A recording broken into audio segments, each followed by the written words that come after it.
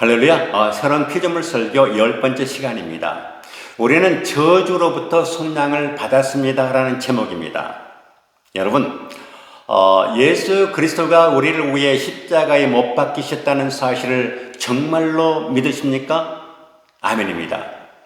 예수님은 십자가에서 실제로 우리가 되셨습니다. 우리의 죄가 되셨습니다. 아멘입니까?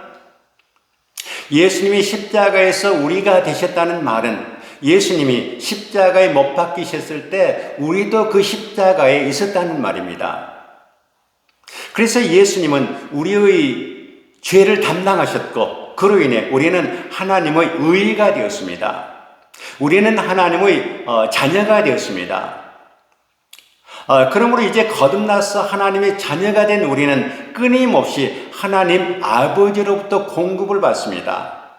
아버지가 나의 목자가 되시니 나는 결코 부족함이 없습니다. 아멘입니까? 그러므로 하나님의 자녀가 된 우리는 주변의 상황과 상관이 없이 항상 승리합니다. 우리의 에너지는 하나님으로부터 나오기 때문입니다. 저는 지금 영적인 부분을 말씀드리고 있습니다. 고린도후서 5장 21절 보면 하나님이 죄를 알지도 못하신 일을 우리를 대신하여 죄로 삼으신 것은 아멘. 죄를 알지도 못하시는 이분을 우리를 대신해서 죄로 삼으셨습니다. 모든 인류의 과거, 현재, 미래의 모든 죄를 예수님의 몸에 다 집어 넣으셨습니다. 그리고 십자가에 못 박으셨습니다. 죄를 못 박으신 것입니다. 죄값을 다 치르신 것입니다. 그렇다면 예수님이 왜 우리 모든 죄를 다 가져가셨습니까? 고린도후서 5장 21절 하반절입니다. 우리로 하여금 그 안에서 하나님의 의가 되게 하려 하심이라. 아멘. 예수께서 왜 우리의 죄를 다 가져가셨습니까? 우리가 예수님 안에서 하나님의 의가 되게 하시려고 우리의 모든 죄를 다 가져가셨습니다. 그러므로 우리는 죄와는 아예 상관이 없는 자가 되었습니다. 우리는 의인이 되었습니다. 용서받은 의인이 아닙니다. 죄와는 상관이 없는 100% 의인이 되었습니다. 할렐루야. 하나님의 의, 우리의 죄, 위대한 교환이 이루어졌습니다. 나의 죄는 예수님께 넘어갔고 하나님의 의는 우리에게 넘어왔습니다. 십자가 상에서 온 인류의 죄가 예수님께로 넘어갔고 하나님의 의가 우리에게 넘어왔습니다. 위대한 교환이 일어난 것입니다. 우리에게 넘어온 것은 예수님의 그 완벽한 의, 점도 흠도 없는 죄를 알지도 못하시는 하나님의 의입니다. 그러므로 이제 나는 의의 본성을 가진 자가 되었습니다. 할렐루야. 지금 영적인 부분을 말씀드리고 있습니다. 할렐루야. 그러므로 우리의 영의 구원은 우리가 그리스도를 영접하는 순간 하나님의 영이 죽었던 우리의 영을 살리시고 우리의 영이 그리스도의 영과 하나가 되어 우리의 영의 구원이 완성되었습니다. 정말로 상상할 수 없는 축복입니다. 이제 우리는 하나님과 포도나무와 그 가지처럼 종자가 같이 되었습니다. 그러므로 우리가 영의 구원을 받았다는 것은 그리스도가 내 안에 계시다는 말입니다. 그리스도가 내 안에 계시다는 말은 그리스도 안에 있는 모든 축복이 꾸러미 위로 내 심령 안에 들어왔다는 의미입니다. 구원을 소테리아라고 말하는데 이 꾸러미 안에 죄사함, 치유, 형통, 성공, 승리, 기름 다 들어있습니다. 죄사함 따로, 가난 따로, 질병 따로, 저주 따로, 연약함 따로가 아닙니다. 우리는 패키지로 구원을 받았습니다. 꾸러미로 구원을 받았습니다. 지금 나의 심령 안에는 이런 요소들입니다. 이처럼 우리는 영의 구원을 받았습니다. 영의 구원을 받았습니다. 그러나 우리의 혼의 구원은 내가 말씀으로 내 마음을 새롭게 함으로 변화를 받아야 됩니다. 로마서 12장 2절 말씀처럼 너희는 이 세대를 본받지 말고 오직 마음을 새롭게 함으로 변화를 받아라. 내가 나의 의지로, 내가 내 마음을 새롭게 함으로 하나님 변하게 해 주시고가 아닙니다. 내가 하는 것입니다. 하나님의 말씀으로 내 영 안에 있는 하나님의 성품을 세우는 것이 바로 혼의 구원입니다. 여러분, 예수 그리스도께서 십자가에서 못 박히셨다는 사실을 믿으십니까? 아멘입니다. 예수 그리스도께서 실제로 우리의 죄가 되셨다는 사실을 믿으십니까? 아멘입니다. 그렇다면 오늘 우리는 영적으로 가난의 저주로부터도 구원을 받았습니다. 할렐루야. 그리고 영적으로 받은 이 축복을 실제가 되도록 풀어내는 것이 바로 신앙생활입니다. 그렇다면 나의 영 안에 받은 축복을 어떻게 풀어낼 수 있는가? 어떻게 실제가 되게 할 수 있을까? 바로 혼의 구원을 받아야 합니다. 당신의 혼이 잘됨 같이 당신의 성품, 당신의 생각, 당신의 마음, 당신의 그 심보가 잘됨 같이 당신의 모든 일이 잘 되고 모든 일이 형통하고 당신이 건강하게 될 것입니다. 혼이 열려야 영의 축복이 자연적인 영역으로 흘러나오게 된다는 사실입니다. 아멘입니까? 다시 말해 구원받은 성도의 영은 이미 가난과 질병과 저주로부터 해방이 되었습니다. 우리의 영을 말씀드리고 있습니다. 그러므로 이제 혼의 변화를 받으라. 이 혼의 변화를 시키는 재료가 바로 하나님의 말씀입니다. 하나님의 말씀을 통해 나의 심령, 나의 혼, 나의 심보, 나의 성격, 나의 생각이 변화된 그 심령만큼 모든 일이 잘 되고 그리고 강건하게 될 것입니다. 내가 예수 믿는다고 저절로 부자가 되고 저절로 건강해지고 저절로 잘 되는 것이 아닙니다. 내가 구원받고 영적으로 가난과 질병의 저주로부터 해방을 받았으니 이제 그것을 여러분 스스로 삶 가운데 혼의 변화를 통해 그 축복이 우리 삶 가운데 실제가 되게 만들어 가시기를 축복합니다.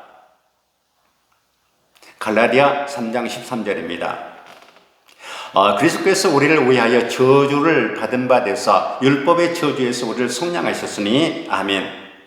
그리스도께서 우리를 율법의 저주로부터 속량하셨습니다. 그렇다면 율법의 저주란 무엇입니까?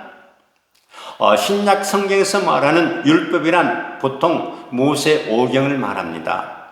5권의 책, 창세기, 출애굽기, 레위기, 신명기. 여기 율법에 보면 하나님의 법을 어긴 것에 대한 저주는 가난과 질병과 영적인 죽음임을 우리는 알 수가 있습니다. 그러나 예수 그리스도께서 이 모든 저주를 다 속량하셨습니다. 말라기 3장 10절입니다. 만군의 여호와가 이르노라 너희의 온전한 11조를 창고에 들여 나의 집에 양식이 있게 하고 그것으로 나를 시험하여 내가 하늘 문을 열고 너희에게 복을 쌓을 것이 없도록 붙지 아니하나 보라. 아멘. 어떤 사람들은 11조는 구약의 율법 아래에서나 있는 것이라고 말합니다. 구약의 율법 아래에서. 그러나 모세를 통해서 율법이 주어지기 500년 전에 아브라함은 이미 11조를 드렸습니다. 야곱은 모세의 율법이 등장하기 250년 전에 11조를 드렸습니다.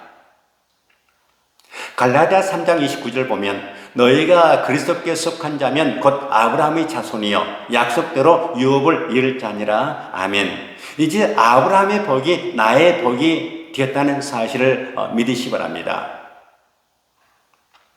여러분, 우리는 아브라함의 자손입니다. 그러므로 아브라함의 복은 우리의 것이 되었습니다. 우리가 그리스도께 속한 자면 곧 아브라함의 자손이기 때문입니다. 그러므로 사탄 마귀는 더 이상 우리에게서 이 복을 빼앗아 갈 수가 없습니다. 그리스도 안에서 아브라함의 복이 나의 복이 되었기 때문입니다. 아멘입니까? 하나님께서 아브라함에게 약속하신 첫 번째 복은 하나님께서 그를 부자가 되게 하시겠다고 하신 것입니다. 그렇다면 하나님께서 우리도 부자로 만드시겠다는 말입니다. 맞습니다. 그 말이 그 말입니다. 하나님은 우리를 부자로 만드셨습니다. 그렇다면 하나님께서 우리 모두를 백만장자로 만드시겠다는 말입니까? 그렇지 않습니다. 그러나 하나님은 우리를 부자로 만드실 것입니다. 여러분, 부요란 단어가 무엇을 의미하는지 아십니까?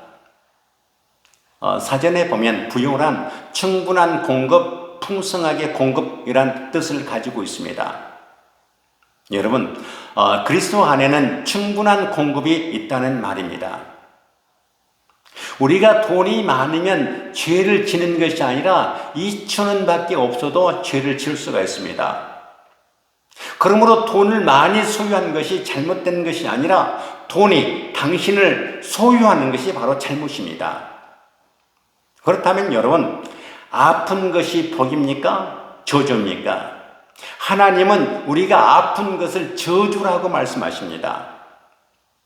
하나님의 말씀에 의하면 아픈 것은 저주이며 건강한 것이 축복입니다. 질병은 가정의 행복을 깨뜨립니다. 그러므로 질병은 고통이며 괴로움입니다. 그러므로 질병은 도둑이요 강도입니다. 아픈 것은 가족들의 기쁨도 빼앗아갑니다. 아픈 것과 질병은 사람들의 행복과 건강과 돈을 빼앗아갑니다. 그래도 아픈 것이 하나님의 뜻입니까? 아픈 것과 질병은 그의 백성을 향한 하나님의 뜻이 아닙니다. 하나님 아버지는 하나님의 자녀들에게 질병을 주시지 않습니다. 질병은 마귀가 가져다 주는 것입니다. 질병은 마귀가 가져다 주는 것이 질병입니다. 아버지가 아들에게 왜 질병을 주십니까? 하나님 아버지는 하나님의 아들들에게 질병을 주시지 않습니다. 구약에서는 하나님의 백성들이 하나님께 불순종하면 질병의 저주가 내렸습니다. 하나님의 명령과 규례를 지키지 않았기 때문에 내린 당연한 저주입니다. 이것이 바로 율법의 저주입니다. 그러나 이제 신약에서는 예수 그리스도를 통해서 아브라함의 복이 나의 복이 되었습니다. 우리는 예수 그리스도를 통해 질병의 저주로부터 속량받았기 때문입니다. 우리는 예수 그리스도를 통해서 가난의 저주로부터도 속량받았습니다. 예수 그리스도께서 십자가에서 우리의 가난과 질병과 저주를 이미 다 감당하시고 하나님의 공의를 다 완성하셨습니다. 그러므로 이제 거듭난 우리에게는 축복의 법칙만 작동된다는 사실을 믿으시길 축복합니다.